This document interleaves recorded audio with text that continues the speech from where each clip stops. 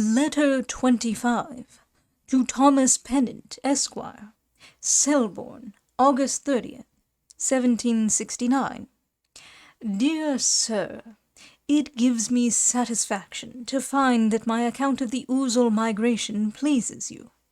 You put a very shrewd question when you ask me how I know that their autumnal migration is southward. Was not candour and openness the very life of natural history? I should pass over this query just as the sly commentator does over a crabbed passage in a classic.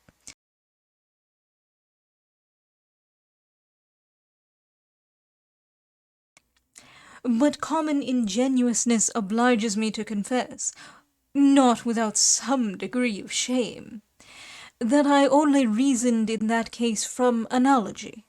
For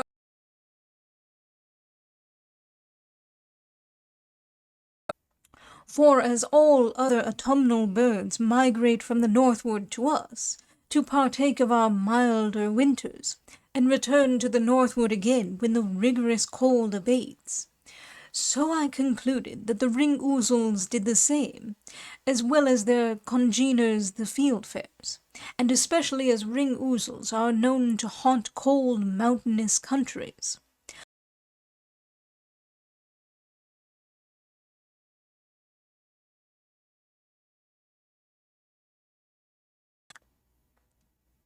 But I have good reason to suspect, since that they may come to us from westward, because I hear from very good authority that they breed on Dartmoor, and that they forsake that wild district about the time that our visitors appear, and do not return till late in the spring. I have taken a great deal of pains about your Salicaria and mine, with a white stroke over its eye and a tawny rump. I have surveyed it alive and dead, and have procured several specimens, and am perfectly persuaded myself, and trust you will soon be convinced of the same, that it is no more nor less than the passer Arundinaceus minor of Ray.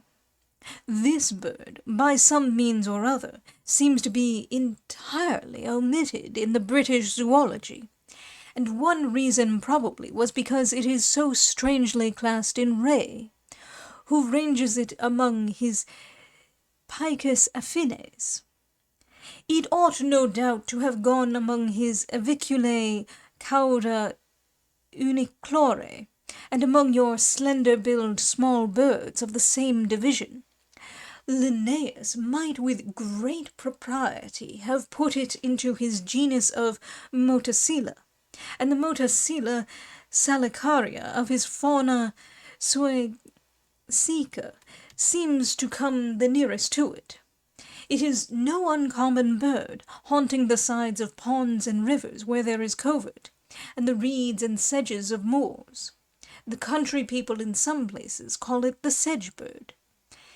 It sings incessantly, night and day, during the breeding time, imitating the note of a sparrow, a swallow, a skylark, and has a strange, hurrying manner in its song. My specimens correspond most minutely to the description of your fen salicaria, shot near Revesby. Mr. Ray has given an excellent characteristic of it when he says, Rostrum et pedes in hac avicula multo majores sunt quam pro corporis ratione.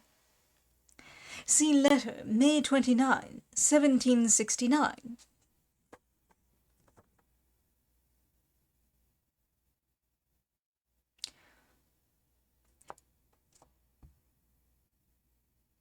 Editorial note. Per Peter Yearsley of LibriVox, this bird's beak and feet are very much larger in relation to its body.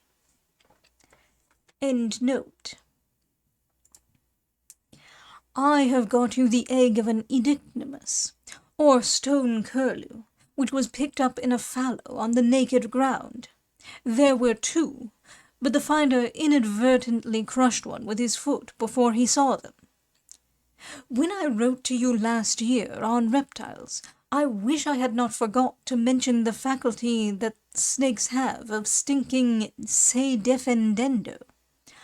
I knew a gentleman who kept a tame snake, which was in its person as sweet as any animal while in a good humour and unalarmed. But as soon as a stranger or a dog or cat came in, it fell to hissing and filled the room with such nauseous effluvia as rendered it hardly supportable. Thus the skunk or stonk of Ray's Synopsis quadrupeds is an innocuous and sweet animal, but when pressed hard by dogs and men, it can eject such a pestilent and fetid smell and excrement that nothing can be more horrible. A gentleman sent me lately a fine specimen of the Lanius minor cinerascens cum macula in Scapulis alba rei, which is a bird that, at the time of your publishing your 2 first volumes of British Zoology, I find you had not seen. You have described it well from Edward's drawing.